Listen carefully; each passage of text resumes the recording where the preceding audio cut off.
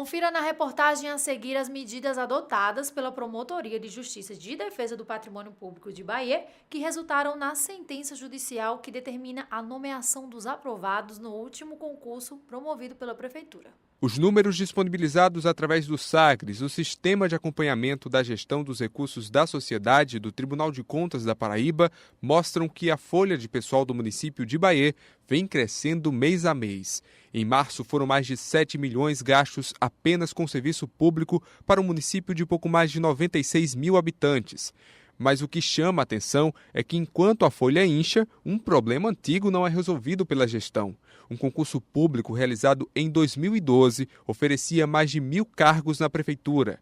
Mas, desde então, as gestões que passaram por Bahia vêm dando preferência aos comissionados e às contratações por excepcional interesse, como a gente pode ver nesses números do SAGRES. Em janeiro, os contratados sem concurso para cargos que não são de confiança eram 907. Em fevereiro, quase dobrou.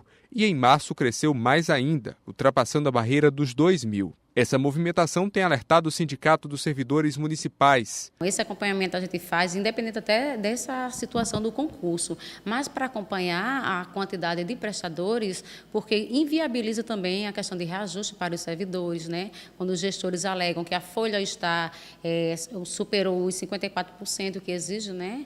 Para que não ultrapasse. Então, esse acompanhamento ele é muito importante justamente por causa disso, que evita com que se contrate, além da quantidade necessária, para que a gente possa exigir também a qualidade do trabalho do servidor. A Promotoria de Justiça de Defesa do Patrimônio Público interveio. Em 2014, a promotora de justiça Maria Edlígia Chaves expediu uma recomendação ao prefeito para que fossem convocados os aprovados tanto nas vagas previstas no edital, como nas vagas de cadastro de reserva para cargos que estivessem sendo ocupados por servidor temporário. Como não houve resposta por parte do município, a promotora teve que ajuizar uma ação civil pública com pedido de liminar, que foi deferido pela Justiça. O sindicato cobra da Prefeitura o cumprimento da medida judicial. Para a gente seria de grande valia, né, se realmente assim for comprovado que esses servidores eles não foram convocados, porque nos nossos levantamentos percebemos que tem profissionais que eles foram convocados além das vagas. Mas isso não quer dizer que tenham atingido assim de forma que tenha divulgação para que eles tivessem acesso. Por exemplo, se em um determinado cargo são 10 vagas e eu chamei 20, a gente entende que ele chamou além das vagas, deu oportunidade. Mas será que essa oportunidade que ele deu, com a divulgação, atingiu aqueles profissionais que deveriam estar realmente tendo a sua oportunidade de assumir o concurso público? Então, alguns podem ter perdido esse prazo por falta de divulgação. A decisão judicial foi proferida no último dia 24 de março. A Prefeitura tem até junho para cumprir a determinação. Caso não haja o cumprimento, a gestão terá que arcar com uma multa mensal de R$ 300 para cada aprovado no concurso que não foi nomeado. As ações do Ministério Público Estadual e da Justiça buscam combater uma prática comum, a preferência de alguns gestores por contratações sem muitos critérios de escolha, em detrimento da realização de concurso, que garante uma participação aberta a toda a população. Se há uma necessidade de um número alto de servidores, por que não o concurso público? E a gente percebe que quando você está em serviço essencial, esse interesse público, faz com que o servidor ele se sinta meio acuado em reivindicar os seus direitos.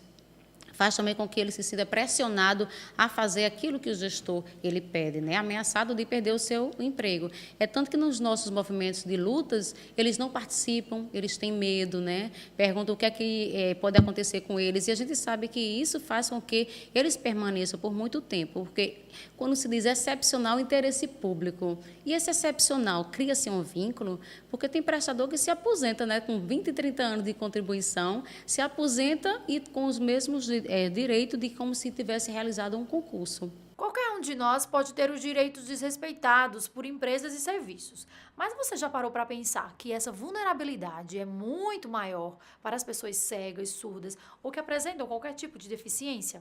Para proteger essa população nas relações de consumo, o MP Procon tem realizado algumas ações e parcerias. É o que você confere agora. Segundo dados do IBGE, cerca de 24% da população brasileira possui algum tipo de deficiência, seja ela auditiva, visual, física ou mental.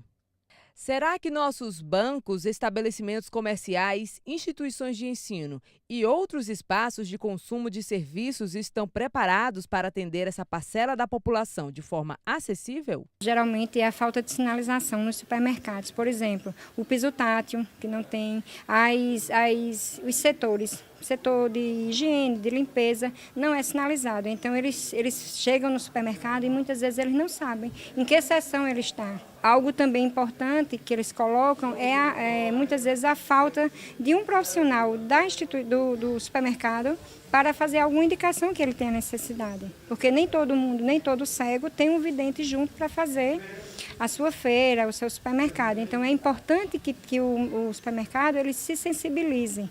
Muitos direitos são violados, principalmente na área da educação, na área da acessibilidade. Você percebe dentro de João Pessoa são várias as dificuldades, principalmente nas calçadas, né? Também nos ônibus. Muitos direitos são burlados por conta de falta de conhecimento. Então, assim, a gente chama as pessoas para conversarem, para a gente verificar e também buscar junto, parceria, para a gente lutar contra isso. A gente vai nessa luta, nessa busca cessante de conseguir com que as pessoas com deficiências possuam a garantia, né, que tem na lei. Para garantir os direitos da pessoa com deficiência nas relações de consumo, membros do MP-PROCON fizeram uma visita ao Instituto dos Cegos Adalgisa Cunha, na cidade de João Pessoa. Na ocasião, foi apresentado um projeto que contempla uma pesquisa de integração do cidadão ao universo do consumo, como explica o promotor de justiça, Glauberto Bezerra. Estamos trabalhando a concretização, a realização, a percepção social do Estatuto da Pessoa com Deficiência. Nós elaboramos um projeto de pesquisa, inclusive, junto com as entidades que congregam pessoas com deficiência, e para saber, primeiro, as dificuldades.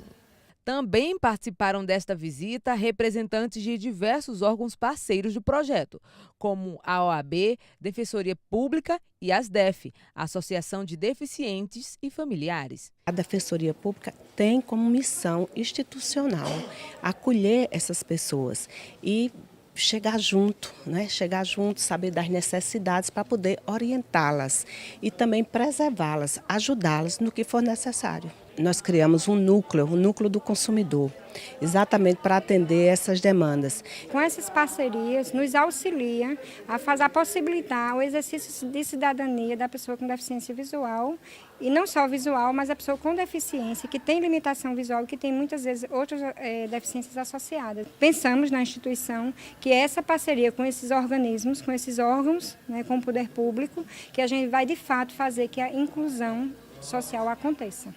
O promotor de justiça Glauberto Bezerra lembra ainda que os responsáveis pelos bancos públicos e outros serviços públicos podem responder por improbidade administrativa, caso não cumpram a lei de acessibilidade. Inicialmente, o setor bancário, porque, inclusive, além da lei, já há decisões do Superior Tribunal de Justiça determinando o cumprimento, por exemplo, de coisas simples. Igualdade real, concreta. Ou seja, a pessoa com deficiência tem direito ao contrato em braille nos bancos. Mas não só isso, nós queremos que, além desse contrato em braille, não apenas um ledor, porque o que se busca é autonomia e não ajuda, dependência, também o extrato em braille. Por exemplo, bancos públicos que não cumpram, os seus gestores podem responder por improbidade.